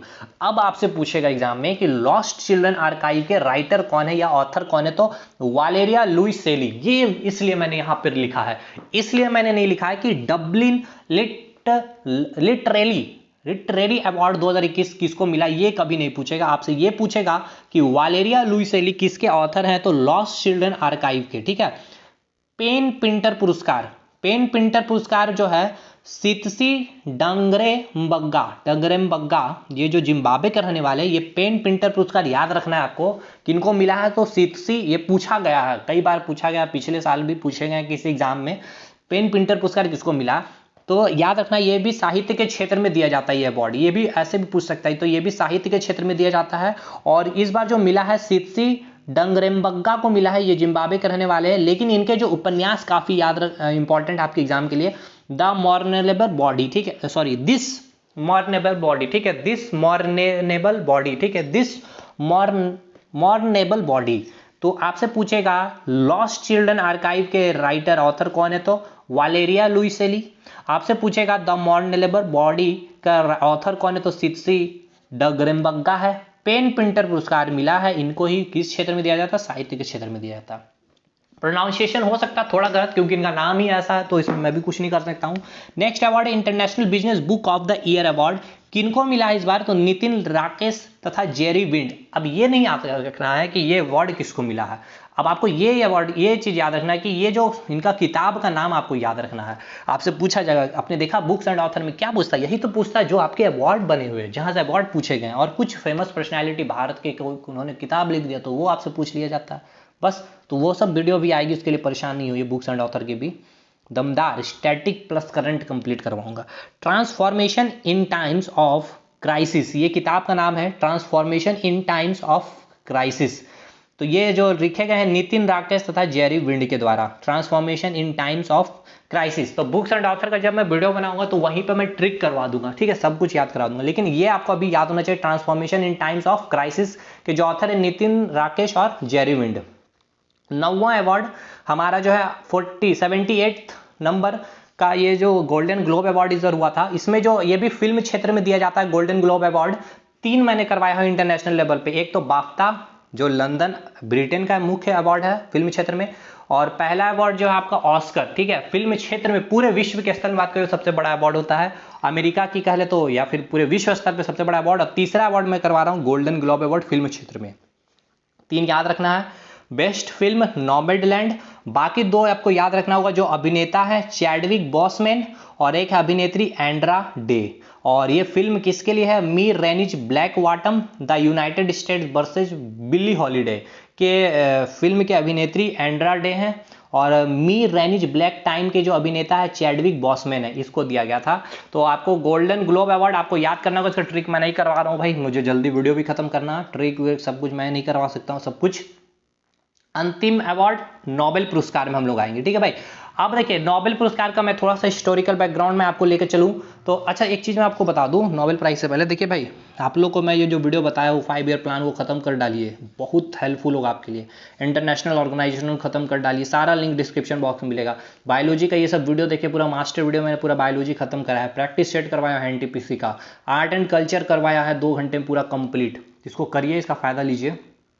आइए बात करेंगे हम लोग नोबेल पुरस्कार, एक महत्वपूर्ण पुरस्कार, बहुत सारे सवाल नोबेल पुरस्कार से आपके बनेंगे एग्जाम में, तो इसको हम स्टार्ट करते हैं। चलिए देखिए नोबेल पुरस्कार की अगर बात कर ले, सबसे कुछ हिस्टोरिकल बैकग्राउंड चलिए। देखिए कुछ विस्फोटक पदार्थ होते हैं, विस्फोटक पदार्थ का हम इस्तेमाल क्यों करते हैं, कोई भी चीज को तोड़ने के लिए, जो हम ईजिली अपने हाथों से नहीं तोड़ सकते हैं। कोई भी कार्य जब चल रही होती है, कोई रेलवे ट्रैक की बिछानी होती है, अगर वहां पे बीच में पहाड़ है, कोई चट्टान है, तो हम वहां पे क्या करते हैं, कोई बम या विस्फोटक पदार्थ रखते हैं और उससे क्या करते हैं, उस चट्टान को तोड़ते हैं। तो एक ऐसा विस्फोटक पदार्थ जिसका नाम है डायनामाइट, डायनामाइट का जो है खोज किया गया था, जिनके खोज करता है अल्फ्रेड नोबेल, और इन्हीं अल्फ्रेड नोबेल ने के नाम पर, ठीक है, इन्हीं के नाम पर ये नोबेल प्राइज रखा गया था, इस प्राइज का नाम रखा गया था नोबेल प्राइज। तो आपसे पूछा जाएगा डायनामाइट के खोजकर्ता कौन है, तो अल्फ्रेड नोबेल, ये कहाँ के रहने वाले, स्वीडन के, और लेकिन इन्हें सारा मतलब इनका जन्म स्वीडन में हुआ था, बट ये परवरिश वगैरह जो भी चीजें हैं इनकी इटली में हुई थी, ठीक है मेरे भाई। तो आपसे सवाल पूछा गया डायनामाइट की खोज अल्फ्रेड नोबेल के नाम पर ही ये नोबेल प्राइज रखा गया था। कहाँ इनका जन्म हुआ था, स्वीडन में, ठीक है। अल्फ्रेड नोबेल के नाम पर ये नोबेल पुरस्कार दिया जाता है। और ये कब दिया जाता है, ये डेट भी आपको याद रखना, 10 दिसंबर। ये 10 दिसंबर को क्यों दिया जाता है, क्योंकि इसी 10 दिसंबर को अल्फ्रेड नोबेल की मृत्यु हुई थी, इनकी पुण्य तिथि थी 10 दिसंबर।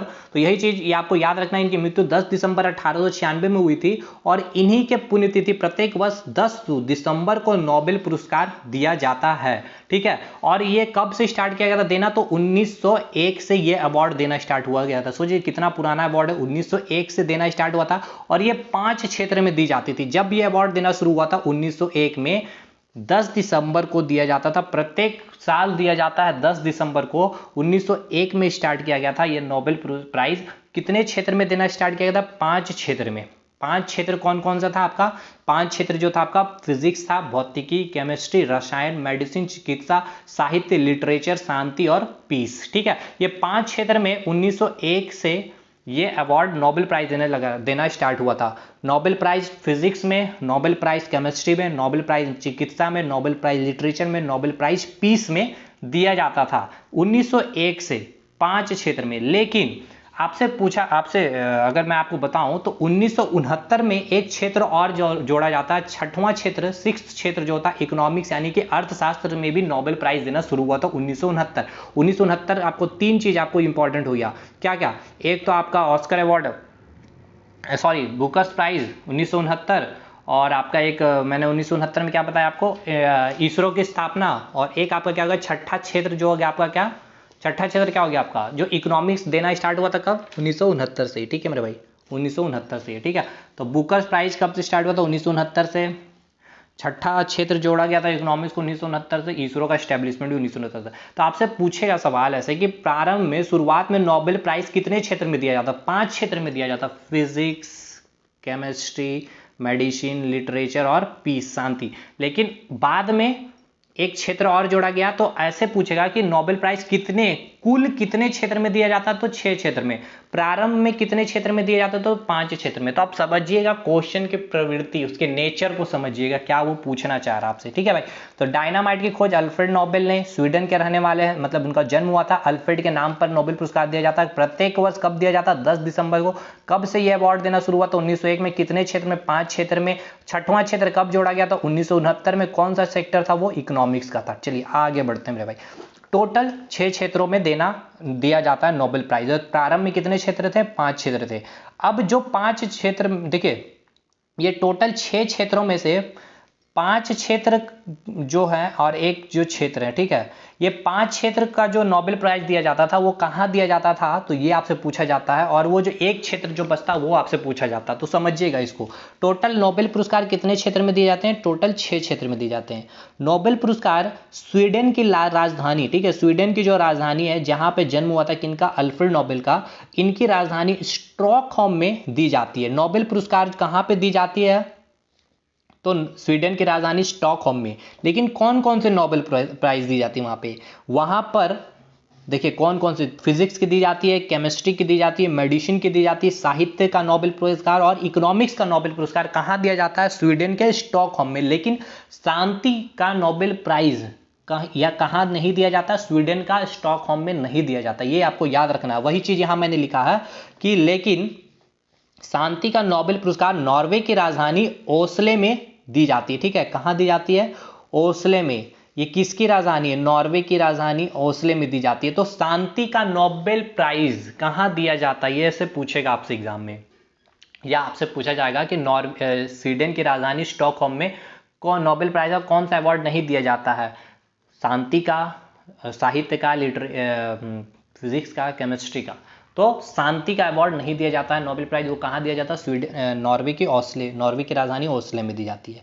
किसी एक क्षेत्र में, ठीक है, अगर हम बात कर लें कि फिजिक्स क्षेत्र में या फिर केमिस्ट्री की या फिर मेडिसिन में या साहित्य या शांति या फिर इकोनॉमिक्स में, ये सारे 6 के सारे 6 क्षेत्र जो हैं, इनमें सारे 6 के 6 क्षेत्र में कितने पर्सन को दिया जा सकता है? मतलब फिजिक्स में ऐसे कितने पर्सन हो सकते हैं? तो 3 हो सकते हैं। केमिस्ट्री में 3, मेडिसिन में 3, इस यहाँ भी 3, यहाँ भी 3, यहाँ भी 3। मतलब मैक्सिमम एक क्षेत्र में केवल और केवल 3 पर्सन को ही दिया जा सकता है नोबेल प्राइज, चाहे वो फिजिक्स का हो चाहे वो केमिस्ट्री का। मतलब मैक्सिमम अगर पूछा जाएगा आपसे तो कितने पर्सन को नोबेल पुरस्कार मिल सकता है? तो 1 2 3 4 5 6 है। 6 पुरस्कार को 3 से मल्टीप्लाई करें तो टोटल 18 व्यक्ति हो। तो ऐसे ही पूछा जाएगा कि अधिकतम कितने संख्या हो सकती है व्यक्ति की जिसको नोबेल पुरस्कार मिल सकता है? तो 18 व्यक्ति। मिनिमम कितना होगा? तो 0। ठीक है, किसी को ना नोबेल प्राइज, तो मिनिमम कभी नहीं पूछेगा, मैक्सिमम पूछेगा। तो एक क्षेत्र में आपसे ऐसे भी पूछेगा कि किसी एक क्षेत्र में नोबेल पुरस्कार कितने अधिकतम व्यक्ति को दिया जा सकता है? तो 3 अधिकतम व्यक्ति को दिया जा सकता है। अब आइए मरणोपरांत। देखिए 1969 से स्टार्ट हुआ नोबेल, 1901 से स्टार्ट हुआ नोबेल प्राइज देना, लेकिन 1974 में से क्या हुआ? मरणोपरांत नोबेल प्राइज देना बंद कर दिया गया। मरणोपरांत मतलब क्या? मरने के बाद आपको नोबेल प्राइज नहीं मिलेगा। लेकिन 2 पर्सन का नाम याद रखना है जिनको मरणोपरांत दिया गया है, कार्लो फिल्डर और हैमर सोल्डर। अब इसका मीनिंग को समझिए मरणोपरांत का। देखिए एक एक्स पर्सन है और इनको 10 दिसंबर, ठीक है, 10 दिसंबर 2022 ठीक है, 10 दिसंबर 2021 को क्या इनका पहले नोबेल प्राइज़ के लिए इनका नाम अनाउंस कर दिया गया। ठीक है, इनका नाम अनाउंस, देखिए अवार्ड मिलेगा 10 दिसंबर 2021 में, इनका नाम अनाउंस कर दिया गया है कि इनको नोबेल पुरस्कार शांति के क्षेत्र में मिलेगा। ठीक है, लेकिन 10 दिसंबर से पहले नवंबर में ही इनकी देहांत हो जाती है, तो भी इनको ये अवार्ड मिलेगा। अब आप बोलेंगे अभी तो मैंने बताया कि 1974 के बाद मरणोपरांत नोबेल पुरस्कार बंद कर दिया गया। अब ये क्या है, इसको समझिए।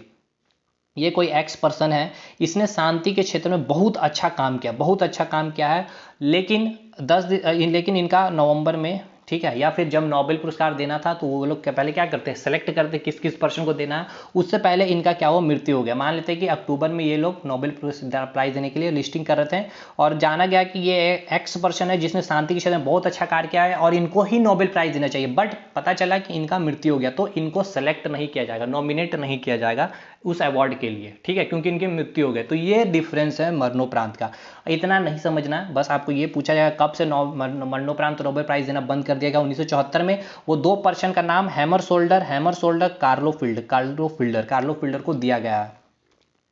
अब प्रमुख भारतीय की बात कर ले, किनको किनको नोबेल प्राइज मिला है। रविंद्रनाथ टैगोर पहले भारतीय हैं जिनको नोबेल पुरस्कार मिला है 1913 में। किस क्षेत्र में, साहित्य के क्षेत्र में। किस लिए, गीतांजलि पुस्तक के लिए। गीतांजलि पुस्तक के राइटर रविंद्रनाथ टैगोर, इसलिए आपसे एग्जाम में पूछता है। कब मिला था, 1913 में नोबेल प्राइज मिला था, पहले भारतीय हैं। किस क्षेत्र में, साहित्य के क्षेत्र में। क्लियर, इतने सारे सवाल आपसे बनेंगे। राष्ट्रगान के रचयिता कौन है, तो रविंद्रनाथ टैगोर ही हैं। रविंद्रनाथ टैगोर को हम और किस नाम से जानते हैं, बंग देश के बुलबुल भी है। रविंद्रनाथ टैगोर के बारे में और भी मैं बताऊं तो हिस्ट्री में मैंने बहुत चीजें बता रखी है, देखिए वीडियो को। राष्ट्रगीत जो वंदे मातरम के रचयिता कौन है, बंकिम चंद्र चटर्जी। और वंदे मातरम कहाँ से लिया गया, तो आनंद मठ पुस्तक से ली गई। ठीक है, कहाँ से लिया गया, तो आनंद मठ पुस्तक से ली गई है। यहाँ पे क्लियर। तो पहले भारतीय जिनको नोबेल पुरस्कार मिला, तो पहले भारतीय जिनको नोबेल पुरस्कार मिला रविंद्रनाथ टैगोर 1913 में, साहित्य के क्षेत्र में, गीतांजलि पुस्तक के लिए। राष्ट्रीय गान जन गण मन के रचयिता रविंद्रनाथ टैगोर ही है, बंग देश के बुलबुल भी इनको कहते हैं। और राष्ट्रीय गीत जो है, देखिए गीत और गान को समझिएगा, अंतर है। वंदे मातरम है हमारी गीत, राष्ट्रीय गीत, जिसके रचयिता बंकिम चंद्र चटर्जी है। और ये कहाँ से लिया गया, तो आनंद मठ से लिया गया। दूसरे व्यक्ति सीवी रमन, ये भी भारतीय हैं, जो 1930 में फिजिक्स में इनको रमन प्रभाव, यानी कि जो रमन इफेक्ट के कारण, यानी जो स्कैटरिंग वाला जो टॉपिक हम लोग पढ़ते हैं, जिसमें आप देखते हैं कि सूर्य उगते समय आकाश का कलर ब्लू दिखना, डूबते समय नीला, इस तरह के जो सवाल हम लोग कंसेप्ट समझते हैं स्कैटरिंग में, जिसमें वेवलेंथ का कंसेप्ट पूरा समझते हैं। ये जो कंसेप्ट दिया गया था स्कैटरिंग का, ये दिया गया था सीवी रमन के द्वारा ही। ठीक है, तो रमन इफेक्ट के नाम से इन्होंने दिया था। तो यही 1930 में इनको नोबेल प्राइज मिला था फिजिक्स के क्षेत्र में। सीवी रमन को कब मिला, 1930 में।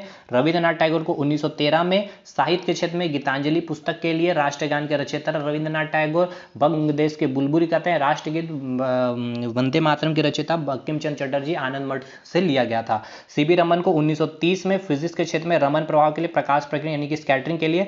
और ये 28 फरवरी को हम लोग क्या करते हैं, विज्ञान दिवस मनाते हैं, क्योंकि यही 28 फरवरी को ये पब्लिश भी किया गया था ये न्यूज़ को, यानी कि इनके जो कंसेप्ट को क्या किया गया था, लॉन्च किया गया था, एक तरह समझते हैं कि यही 28 फरवरी को। इसलिए भारत में हम लोग विज्ञान दिवस 28 फरवरी को मनाते हैं। ठीक है, क्योंकि इतना फेमस पर्सनैलिटी, इतना फेमस काम किया, तो जिसके लिए इनको नोबेल प्राइज दिया गया था। एक कंसेप्ट दिए थे प्रकाश का प्रक्रिया यानी कि स्कैटरिंग का। ठीक है, स्कैटरिंग ऑफ लाइट का।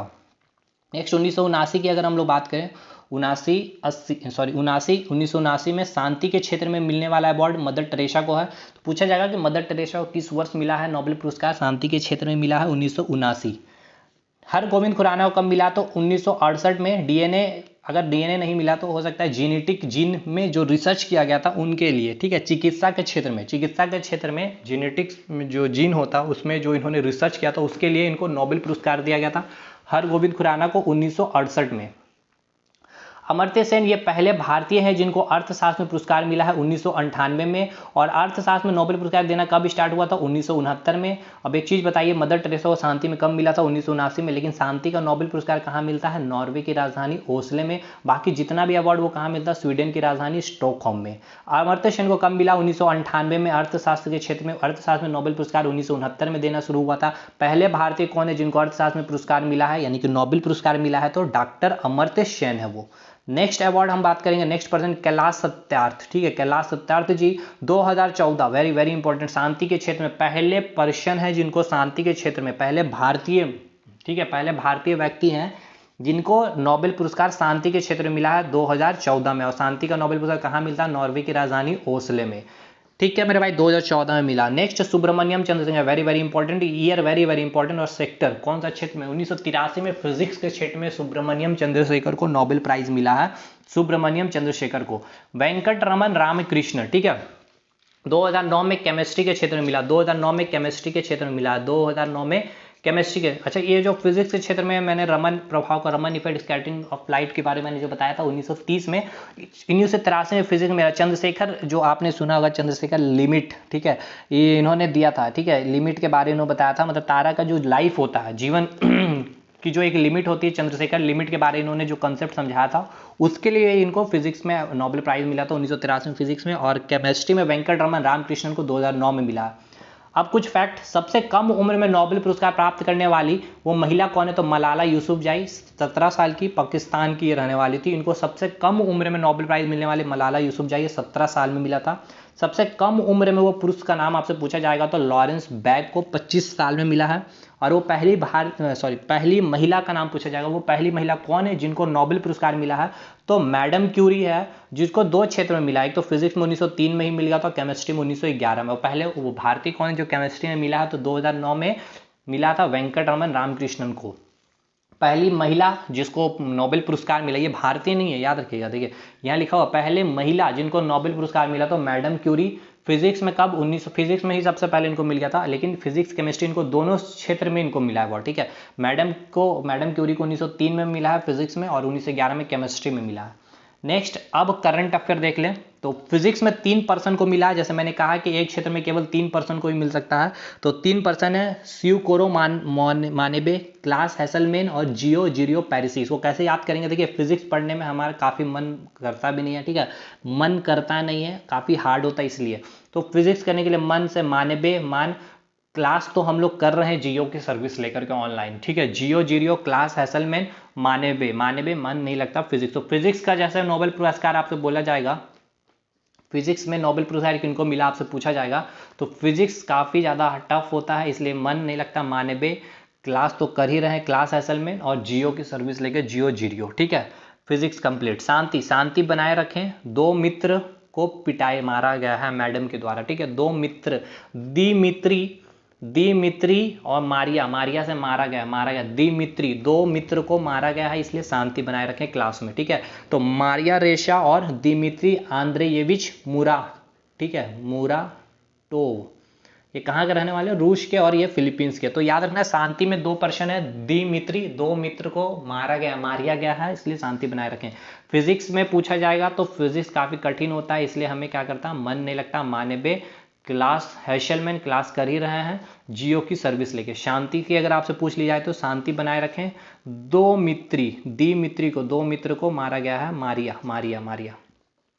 तीसरा जो है रसायन विज्ञान केमिस्ट्री के क्षेत्र में जो है बेंजामिन लिस्ट और डेविड डब्ल्यू सी मैकमिलन, ठीक है, कैसे याद रखें? देखिए रसायन विज्ञान बेंजामिन और डब्ल्यू सी मैकमिलन लिस्ट जारी की गई है। देखिए रसायन, कुछ भी रसायन केमिकल चीज़ आपको खिलाया गया है, ठीक है, और ये खिलाया गया है, मतलब रसायन एक लिस्ट बनाया गया है, ठीक है, एक लिस्ट बनाया गया है कि कुछ रासायनिक चीज़, कुछ केमिकल चीज़ हम उसको खिलाएंगे, और जिससे वो क्या होगा, मैकमिलन, ठीक है, मैक मतलब उसको हम राजी कर लेंगे मिलने के लिए, ठीक है, वो सारे पर्सन को अपने टीम में मिलाने के लिए हम राजी कर लेंगे।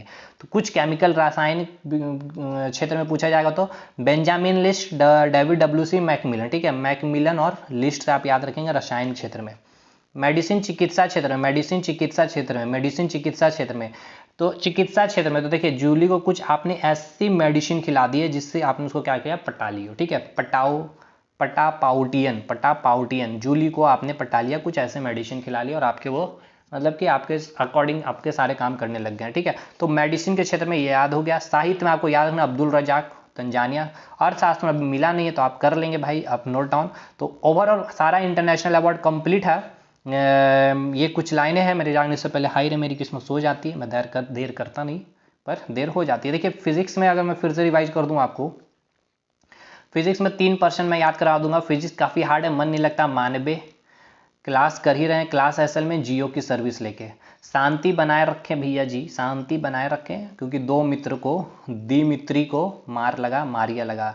शांति के बाद रसायन विज्ञान, तो कुछ केमिकल खिलाया गया, एक लिस्ट बनाया गया है, ठीक है, लिस्ट जिसको रसायन केमिकल पदार्थ खिलाया जाएगा, जिसके लिए वो मैकमिलन मिलने के लिए वो राजी हो जाएंगे, ठीक है। रसायन विज्ञान में बेंजामिन लिस्ट और WC मैकमिलन। मेडिसिन में तो मेडिसिन हमने खिलाया किसको, जूली को, और हमने पटालिया पटाउटीन। और साहित्य के हम तो याद रखना अब्दुल रजाक जो ऑलराउंडर थे, बैट्समैन, फील्डर और बॉलर, तीनों तो पाकिस्तान के थे प्लेयर। हालांकि अब्दुल रजाक गुरना जो है वो तंजानिया के रहने वाले, ठीक है, साहित्य के क्षेत्र में मिले। पूरा इंटरनेशनल अवार्ड आपका हो गया है कंप्लीट। और जो मैंने वीडियो चीज़ें बताई, सारी वीडियो की लिंक डिस्क्रिप्शन बॉक्स में मिल जाएगी आपको। और अगर वीडियो अच्छा लगा हो तो एक बार मैंने जो आपको टारगेट दिया 100+ लाइक की, तो आई होप आपको अच्छा लगा हो। कमेंट सेक्शन में कमेंट करिएगा, जरूर अपना रिव्यू दीजिएगा। आप अंतिम इतने देर तक रुके हैं, कोई वीडियो देखें भी हैं तो, ठीक है। तो अगले वीडियो में लोग मिलते हैं, तब तक के लिए धन्यवाद।